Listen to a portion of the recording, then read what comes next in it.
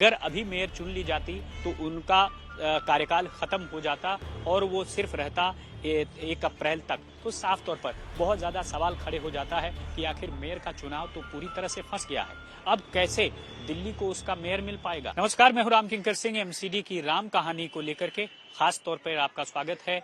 अगर मेयर को चुनाव को लेकर इसी तरह से हंगामा बार बार होता रहा तो मुझे लगता है कि कहीं एक मेयर का पूरा कार्यकाल ही खत्म हो जाए।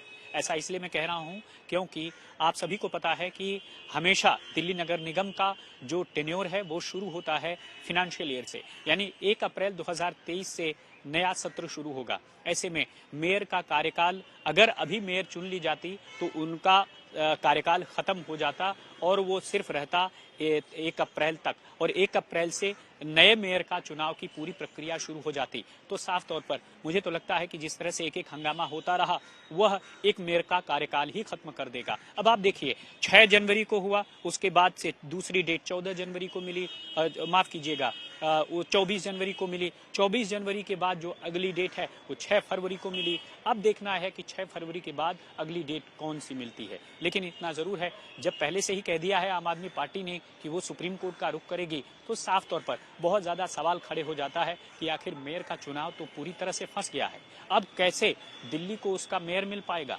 इन सब के बीच आपको बता दें कि जो मेयर का कार्यकाल होता है वो पहले साल महिला के लिए आरक्षित है और साथ ही साथ अगले साल फिर ये बदलता रहता है। तो ऐसे में मेयर के चुनाव को लेकर के जो दिक्कत है वो दिल्ली के लोगों को साफ तौर पर भुगतनी पड़ेगी। सबसे पहले तो 15 फरवरी से पहले अगर मेयर का चुनाव नहीं हो जाता है तो बजट जो है पास हो जाएगा अधिकारियों के जरिए, और साफ तौर पर दिल्ली के लोगों को सबसे ज्यादा चपत लग सकती है, उनकी जेब काटी जा सकती है, क्योंकि करों का प्रावधान अधिकारियों की तरफ से किया गया है। दूसरी सबसे खास बात कि जब तक मेयर का चुनाव नहीं होगा तब तक जोन कमेटी का चुनाव नहीं होगा, वार्ड कमेटी का चुनाव नहीं होगा और समितियों का चुनाव नहीं होगा, और अव्वल तब तक स्टैंडिंग कमेटी का चेयरमैन का चुनाव भी नहीं होगा। तो साफ तौर पर दिखाता है कि स्टैंडिंग मेयर का चुनाव और साथ ही साथ स्टैंडिंग कमेटी के अध्यक्ष का चुनाव, वो दोनों चुनाव जो है एक दूसरे से बहुत बुरी तरह से जुड़े हुए हैं। लेकिन इन सब के बीच आपको बता दें, मेयर चुनाव में जहां पर आम आदमी पार्टी को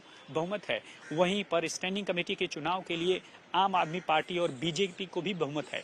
यही वजह है कि बीजेपी के हर एक मूव पर आम आदमी पार्टी लगातार नजर रखे हुए है। दूसरी तरफ बीजेपी का साफ तौर पर कहना है कि आम आदमी के पार्टी के पार्षद भी उसे अपनी तरफ मिलाने की कोशिश कर रहे हैं ताकि स्टैंडिंग कमेटी में वह पूरी तरह से बढ़ चढ़कर हिस्सा ले सकें और उनका फायदा उन्हें मिल सके। तो अंकित के साथ बस इतना ही, मुझे दीजिए इजाजत।